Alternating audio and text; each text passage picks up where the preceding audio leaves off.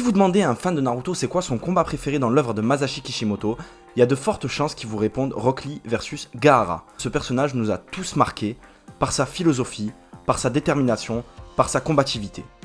Salut à tous, c'est le RebeGeek, j'espère que vous allez bien. Pensez à vous abonner, mettre un petit j'aime et on commence de suite. Combler le manque de talent par le travail. Voici la philosophie de Rock Lee dans l'œuvre de Naruto. Imaginez-vous, à l'école des ninjas, on vous parle de ninjutsu, on vous parle de genjutsu, on vous parle de pouvoir, on vous parle d'hérédité. Tous les ninjas sont issus quasiment d'une famille prestigieuse. Shikamaru, les Nara, Shoji, les Akimichi, Ino avec son pouvoir de changer de corps, les Aburame, les insectes de Shino. Tous ces ninjas ont des pouvoirs héréditaires. Naruto qui est issu d'une grande famille, même si on l'apprendra plus tard. Sasuke qui est un Uchiwa avec le Sharingan. Et là, on vous pose le personnage de Rock Lee.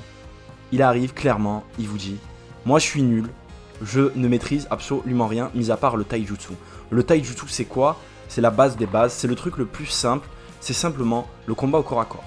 Donc le mec est complètement normal dans un monde de shinobi où ils ont tous des pouvoirs héréditaires ou des techniques ninjutsu, genjutsu qu'ils apprennent à maîtriser. Sauf Rock Lee. La seule chose qu'il a de plus que les autres, c'est sa capacité à s'entraîner. Et ça, Rock Lee va vite le comprendre. Il va mettre tout en œuvre pour réduire l'écart entre lui et les autres ninjas, surtout Neji Hyuga qui est son rival dans son équipe. Imaginez des pompes, la course à pied, soulever des poids, l'entraînement acharné du héros. C'est comme ça que j'ai vu Rock Lee. Sa détermination n'a jamais failli face à l'écart qui était entre lui et les autres ninjas. Malgré les moqueries, malgré les souffrances, le mec se fait tailler par toute l'école. Le physique de Rock Lee n'est pas un hasard. Entre les ninjas super stylés, Naruto, Sasuke, les designs, les cheveux, la tenue, Shikamaru, Shino Aburame, Kiba, même Kiba, vous avez des personnages qui sont super stylés. Rock Lee, gros sourcils, coupe au bol, tenue verte à la Bruce Lee. Le mec se fait tailler constamment dans le manga et il ne baisse jamais les bras. Il s'en fout complètement. Le mec a une détermination incroyable. La famille, il n'en a pas. Kishimoto ne les présente même pas dans l'œuvre. Je sais même pas si Lee c'est son nom de famille ou si c'est Rock Lee son prénom en entier. La seule personne qu'il a, c'est Gai-Maito. Même si au tout début du manga, lorsque j'étais petit, j'ai cru que c'était son père, bah c'est précisé que non, c'est seulement son sensei. Et on n'a pas d'autres informations, il me semble, sur la famille de Rock Lee. Si vous en avez, n'hésitez pas à me le dire. Mais voilà, le mec n'a pas de famille. Donc pas de pouvoir héréditaire. Il a rien de particulier. Il est pas beau physiquement. Il a juste sa capacité de travail. Et ça, il va l'exploiter au maximum.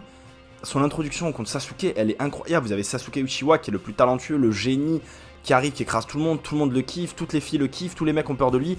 Rock Lee il arrive, j'en ai rien à foutre. Bam bam bam, lotus inversé, tac, recto, 20-30 épisodes plus tard contre Gaara, la menace du village caché du sable. Bam, combat, on a tous été impressionnés par ce combat. Jusqu'à aujourd'hui, 20 ans plus tard, ça reste un des meilleurs combats, tout shonen confondu, pure dinguerie. Le mec perd son bras, perd sa jambe, opération. Pareil, philosophiquement, c'est très important cette opération. Tsunade lui explique, soit tu te fais opérer, soit tu deviens pas ninja. Tu te fais opérer, tu peux mourir. Il me semble que c'est une chance sur deux. Il y a une conversation entre lui et Gai-Maito. Gai-Maito va lui dire « Je ne me remettrai pas du fait que tu meurs ou du fait que tu ne deviennes pas ninja. » Imaginez le truc. Rock Lee va faire l'opération non pas que pour lui, non pas que pour son ambition, mais également pour son sensei. Donc le mec a grand cœur. Le mec est le héros parfait. Dans la première partie de Naruto, donc Naruto lorsqu'ils sont petits, le véritable héros c'est Rock Lee. Malheureusement dans Shippuden le traitement sera un peu plus compliqué.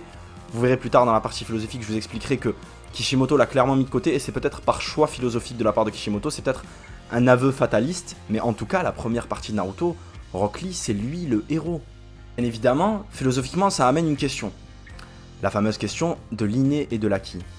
L'acquis et l'inné, c'est quoi? Alors, l'inné, c'est est-ce que nos capacités sont transmises par notre sang, par notre famille, et le talent est inexplicable et c'est comme ça, c'est prédéfini, ou est-ce qu'à force d'entraînement, est-ce qu'à force de pratique, est-ce qu'à force de travail, on peut rattraper une personne qui est meilleure que nous, qui a du talent de manière innée? Et en fait, c'est de ça que traite Kishimoto. Rock Lee va se mettre au même niveau que les ninjas les plus forts dans la première partie de l'œuvre. Rock Lee, il est aussi bon que Neji, il est aussi bon que Gaara, il lui tient tête à Gaara, il est aussi bon que Sasuke, il est aussi bon que Naruto. On le voit contre Kimimaro, Rock Lee arrive et montre toutes ses techniques, montre son taijutsu à son paroxysme. Et jusqu'à là, moi je l'ai pris de cette manière-là. Imaginez-vous dans la peau d'un élève de 6ème, de 5ème. Moi c'est comme ça que j'ai appris Naruto. J'étais petit, j'étais au collège, j'avais pas des notes incroyables. Et vous lisez ça, vous dites mais moi j'ai pas d'excuses pour réussir. il faut que je m'entraîne, il faut que j'apprenne, il faut que je bosse, il faut que je travaille. Et je pourrais, vous avez parfois des élèves qui ont des facilités par rapport à vous, et ça peut être un petit peu décourageant, vous dites ouais mais moi j'ai bossé, j'ai eu 12 et lui il bosse pas, il a 14. C'est pas grave, ah bah il faut travailler derrière, il faut continuer à le faire, et vous pouvez y arriver. C'est comme ça que moi que je l'ai pris. Malheureusement par la suite, bah moi ce que j'ai compris de Kishimoto, c'est que c'est assez fataliste, mais Rock Lee reste à sa place, d'accord? Au final, qu'est-ce qui prend le dessus dans l'œuvre? Et c'est le seul truc que je peux reprocher à Masashi Kishimoto, c'est que à la fin on en revient à la destinée. C'est la destinée qui triomphe. Naruto, les Uzumaki, Sasuke, les Uchiwa, les Indra, les Ashura, les personnages qu'on met en avant dans Naruto Shippuden, c'est Obito, c'est Uchiwa Madara, c'est Hashirama, c'est Sasuke, c'est Naruto. Tous ces personnages-là sont issus de grandes familles. Et en fait, c'est ce qui, moi, m'a fait un petit peu... C'est vraiment l'unique et seul reproche que je peux faire à Naruto, alors que c'est mon manga préféré. Hein. Je mets pas DBZ dans le classement parce que c'est autre chose, il y a le côté nostalgique, mais Naruto, c'est l'œuvre que j'aime le plus, c'est l'œuvre avec laquelle j'ai grandi. Et malheureusement, je trouve que la fin de Masashi Kishimoto vient totalement s'opposer à la première partie du manga. Avec Neji, pareil, avec Neji Hyuga, on a ce truc de la destinée. Est-ce qu'il fait partie de la branche secondaire? Est-ce qu'il peut changer ça? Est-ce qu'il peut prendre un autre chemin? Le combat avec Naruto, c'est exactement ça. Naruto est un zéro et il va devenir un héros. C'est le même parallèle qu'avec Rock Lee. Il va essayer d'expliquer ça à Neji Hyuga et Neji Hyuga le comprend. Et malheureusement, bah, à la fin de Shippuden, Kishimoto nous explique clairement que si vous n'êtes pas issu d'une grande famille, s'il n'y a pas d'hérédité en vous, bah, il n'y a rien pour vous, les gars. Et c'est un côté très japonais, hein, très honneur, très famille, très caste sociale, etc. Le seul truc qui me fait dire que il a quand même reconnu ce côté du mérite, de la capacité de travail et de l'entraînement, c'est Gai Maito. Gai Maito, aujourd'hui dans Boruto, il est en fauteuil. Mais si on exclut Sasuke et Naruto, bah Gai Maito c'est le personnage le plus fort de Konoha. Kakashi le dit clairement. Gai, tu m'as dépassé. Kishimoto va même plus loin. Madara Uchiwa, qui est le personnage le plus fort en mode réincarné, d'accord, qui écrase totalement tous les personnages de Naruto pendant la timeline principale, bah, dira de sa bouche, je te reconnais, moi Uchiwa Madara te reconnais être le plus fort. Vous imaginez, Kishimoto a choisi de faire dire ça à Madara.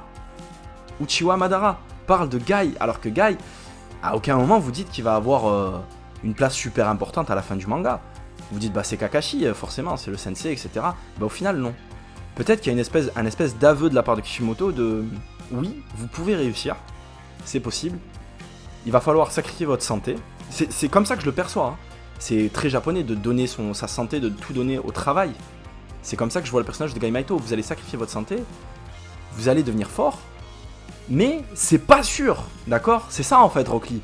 C'est bravo, tu t'es entraîné, bravo, toute ta vie ça a été que d'entraînement, et au final, bah à la fin de l'œuvre, Rock Lee, il est pas top 10, top 15 des ninjas de Konoha. Et moi, c'est comme ça que je perçois la réalité aujourd'hui. Si on fait le lien aujourd'hui avec la vraie vie, bah il y aura un plafond de verre. Il y a toujours un plafond de verre. Vous pouvez bosser, vos parents peuvent être issus d'un milieu pauvre, vous pouvez vous entraîner, vous pouvez faire des études, vous pouvez bosser à fond, mais il y aura toujours ce plafond de verre à la fin. L'ascenseur social, il est pas facile. Et des gens qui sautent, qui passent de classe sociale à une autre en une génération, bah il y en a un sur je sais pas combien. Au bout d'un moment, vous allez avoir votre bac, eh ben, il va falloir bosser à côté, parce que vos parents ne peuvent pas vous passer dessous, vous allez vouloir passer votre permis, vous allez vouloir partir en vacances, vous allez vouloir vous habiller un petit peu, vous allez vouloir vous faire plaisir, et vos parents, ils ne pourront pas forcément vous aider, ou même, lorsque vous avez des parents qui sont ouvriers, donc mes parents étaient artisans, bah, quand vous êtes au collège, bah, au bout d'un moment, 6ème, 5ème, moi, mes parents, ils pouvaient plus m'aider, le niveau scolaire, bah, ils n'étaient pas allés plus loin que le collège, ou plus loin que le lycée, et ils pouvaient, ça remontait à loin, et en mathématiques, français, etc., bah, ils pouvaient plus vous aider. Si vous avez pas, moi j'avais la chance d'avoir une grande sœur, mais si vous n'avez pas de grande sœur, de grand frère, vous devez vous débrouiller tout seul. Et vous pouvez peut-être prendre des cours à côté, mais il faut que vos parents ils puissent vous les payer, etc.